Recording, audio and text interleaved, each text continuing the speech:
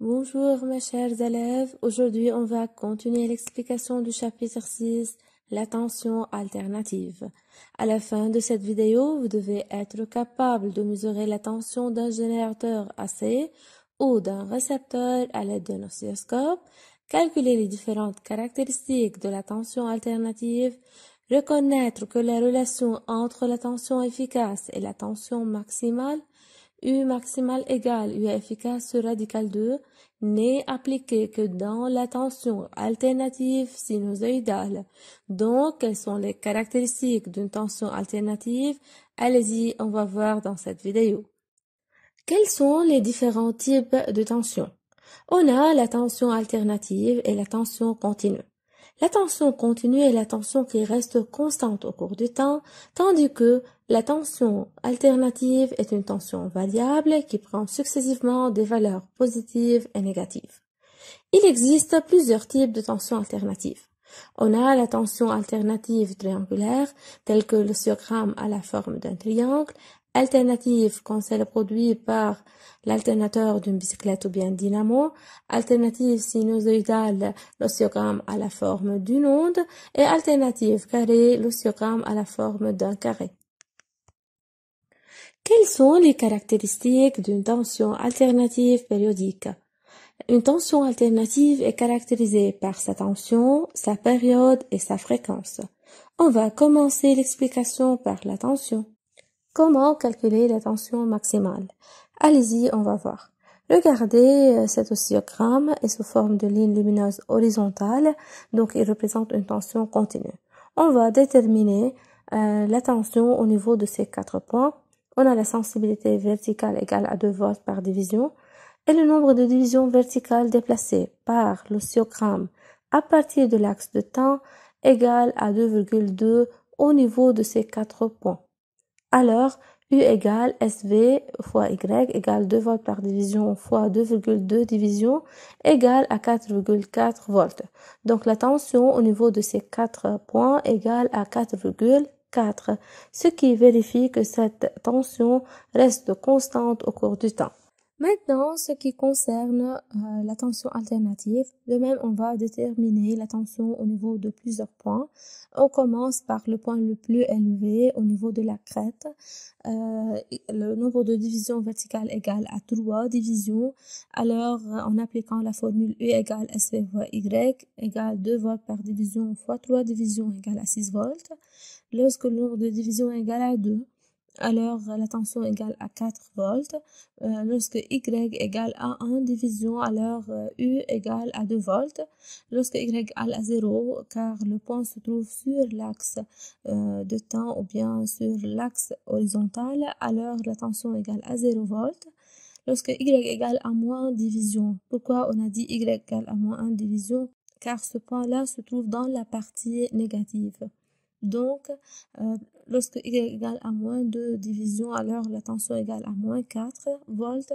Lorsque Y égale à moins 3 volts, alors la tension égale 2 volts par division fois moins 3 divisions égale à moins 6. Donc, que remarquez-vous? On remarque que la tension alternative varie entre deux valeurs, plus 6 volts et moins 6 volts. Donc, en cas général, la tension alternative varie entre deux valeurs, plus U maximale et moins U maximale. Donc, à quoi correspond la tension maximale? La tension maximale correspond à la valeur de tension la plus élevée. Alors, la tension maximale est la valeur maximale prise par le signal au cours du temps. Elle est notée UM. Donc, regardez, on va calculer la valeur de U maximale de cette tension telle que la sensibilité verticale égale 2 volts par division. Donc, pour calculer la valeur de U maximale, il faut déterminer le nombre de divisions verticales maximales. Ici, Y maximale égale à 3 divisions. Regardez, puisque la sensibilité verticale égale 2 volts par division, alors chaque division verticale vaut 2 volts. Donc, en appliquant la formule U maximale égale SV fois Y maximale est égal à 2 fois 3 égale à 6 volts. Donc, U maximale ici est égal à 6 volts. Alors, il faut retenir cette formule U maximale égale SV fois Y maximale. On a mesuré la tension aux bornes de prise. Fais attention, la tension aux bornes d'une prise est une tension alternative sinusoïdale.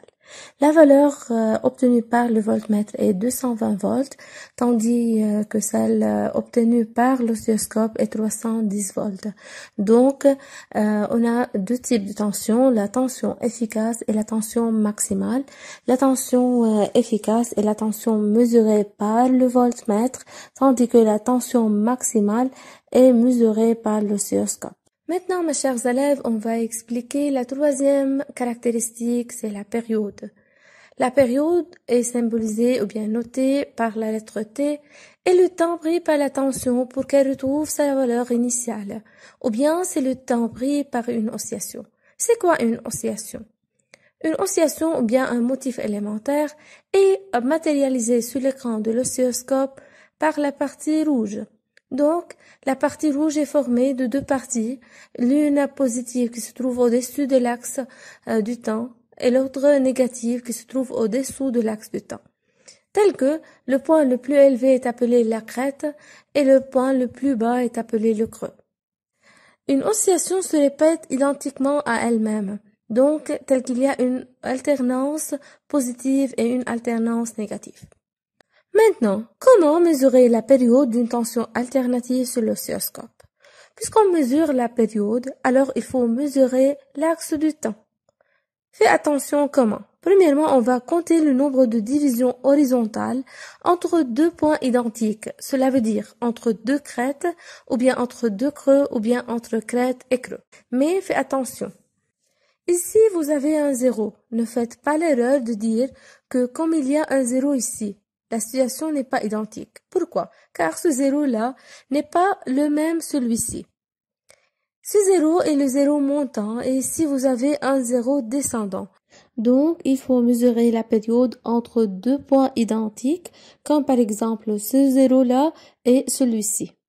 Alors, le nombre de divisions horizontales est la distance entre deux crêtes, ou bien entre deux creux, ou bien entre crête et creux. Alors, pour déterminer la valeur de la période, ici on a 4 divisions et chaque division vaut 10 millisecondes. Alors, la période est égale à 10 plus 10 plus 10 plus 10 est égal à 40 millisecondes.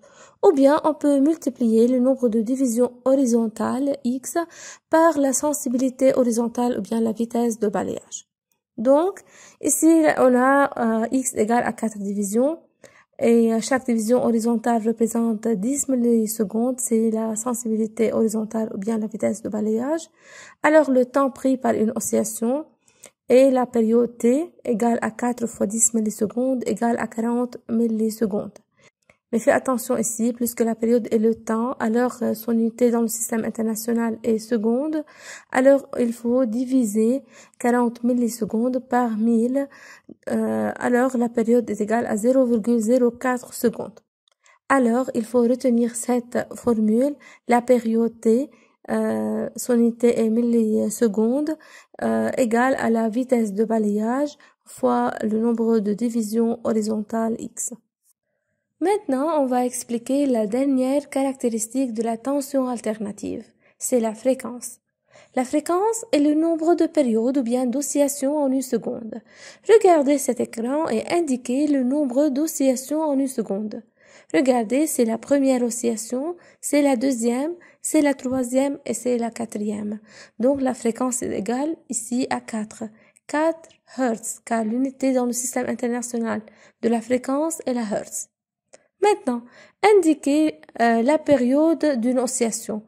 Donc, regardez la durée prise par une oscillation est égale à 0,25 secondes. Et on a la tension fait 4 oscillations en une seconde. Alors, la fréquence est égale à 4. Maintenant, déterminez la valeur de 1 sur t. 1 divisé par 0,25 égale à 4. Que remarquez-vous? On remarque que f égale 1 sur t. Alors, la fréquence est égale à 1 sur t. Et par suite, t égale 1 sur f. Quelle est la relation entre la tension efficace et la tension maximale? Étant donné 3 générateurs délivrant des tensions alternatives sinusoïdales. telle que la tension mesurée aux bornes du générateur A par l'oscilloscope et la tension maximale qui est égale à 100 volts. Au bord du générateur B, 200 volts, au bord du générateur C, 300 volts. Tandis que la tension mesurée par le voltmètre au bord du générateur A et la tension efficace qui est égale à 72 volts, générateur B 142 et U efficace aux bornes du générateur C égale à 214. Si on divise la valeur de U maximale par la valeur de U efficace, au bord du générateur A, on obtient 1,4, générateur B encore, on obtient 1,4, au bord du générateur C encore, on obtient 1,4. Donc, puisque U maximal divisé par U efficace donne une valeur constante, alors U maximal sur U efficace égale à 1,4, alors U maximal égale U efficace multiplié par 1,4. Et par suite, puisque 1,4 égale à radical 2, alors U maximal égale U efficace fois radical 2. De même, U efficace égale U maximal sur radical 2. Fais attention, si le rapport U maximal sur U efficace n'est égal pas à radical 2, alors cette tension n'est pas une tension alternative sinusoïdale. Pourquoi? Car la relation U maximal sur U efficace égale radical 2 n'est appliquée que dans la tension alternative sinusoïdale. Maintenant, arrêtez la vidéo et essayez de résoudre cette application individuellement. Répondre aux questions suivantes. Précisez le type de la tension représentée par cet oscillogramme. Regardez. La tension représentée par cet oscillogramme est alternative sinusoïdale, car elle prend successivement des valeurs positives et négatives. Fais attention à cette justification, il faut la retenir par cœur. Que représente chacune des deux valeurs, 5 volts et 10 millisecondes? 5 volts est la division de l'axe vertical correspond à la sensibilité verticale, tandis que 10 millisecondes représente la division de l'axe horizontal correspond à la vitesse de balayage ou bien la sensibilité horizontale. Indiquez le nombre d'oscillations visualisées sur l'écran. Rappelons une oscillation formée de deux parties. L'une se trouve dans la partie positive au-dessus de l'axe du temps et l'autre dans la partie négative au-dessous de l'axe du temps. Regardez, la première oscillation est matérialisée par la partie rouge, la deuxième par la partie verte. Il y a une demi-oscillation est matérialisée par la partie positive de couleur jaune. Donc ici on a 2,5 oscillations. Quelle est la valeur de Y maximale et X? Rappelons que Y maximale est le nombre de divisions verticales entre l'axe du temps et le plus haut point de la courbe, cela veut dire la crête. Donc comptez le nombre de divisions verticales, ici est égal à 2. Ce qui concerne la valeur de x, x est la distance entre deux points identiques, soit entre deux crêtes ou bien deux creux ou bien entre crête et creux. Ici est égal à 4 divisions. Maintenant encore, arrêtez la vidéo et essayez de résoudre ces questions-là. Calculez la valeur maximale, notée UM, de la tension visualisée par cet oscillogramme. U maximale égale SV fois Y maximale. Telle que la sensibilité verticale ici est égale à 5 volts par division, elle est multipliée par 2, égale à 10 volts.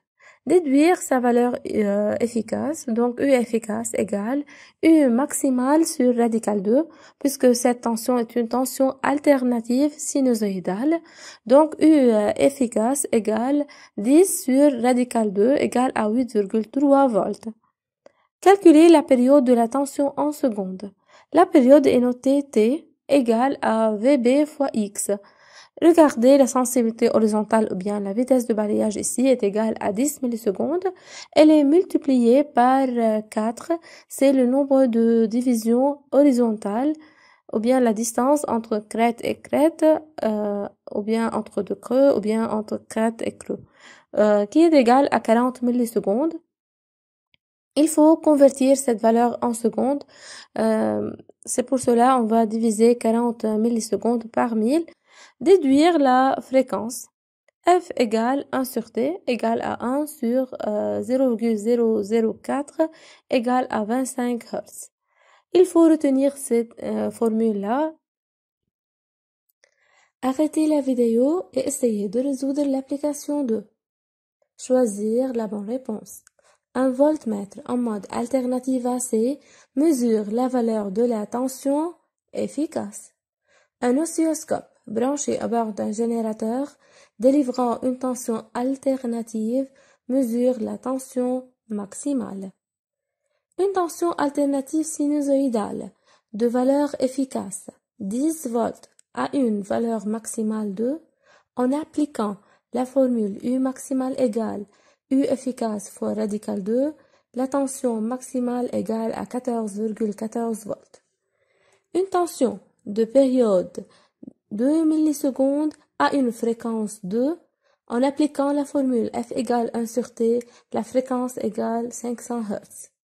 Si la tension maximale vaut 220 volts et la tension efficace vaut 157 volts, le type de cette tension est une tension alternative sinusoïdale. Pourquoi? Car la formule U efficace égale U maximale sur radical 2 n'est appliquée que dans le cas d'une tension alternative sinusoïdale. Finalement, le résumé.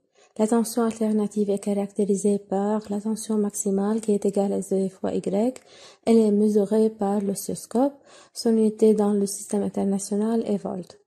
La deuxième caractéristique est la tension efficace, telle que le voltmètre en mode alternative mesure la valeur efficace de la tension alternative sinusoïdale. U maximale égale U efficace fois radical 2, telle que cette formule n'est appliquée que dans le cas d'une tension alternative sinusoïdale. La période égale VB fois X, telle que la période s'exprime ou bien en millisecondes ou bien en secondes dans le système international. La fréquence égale 1 sur T. Merci pour votre attention.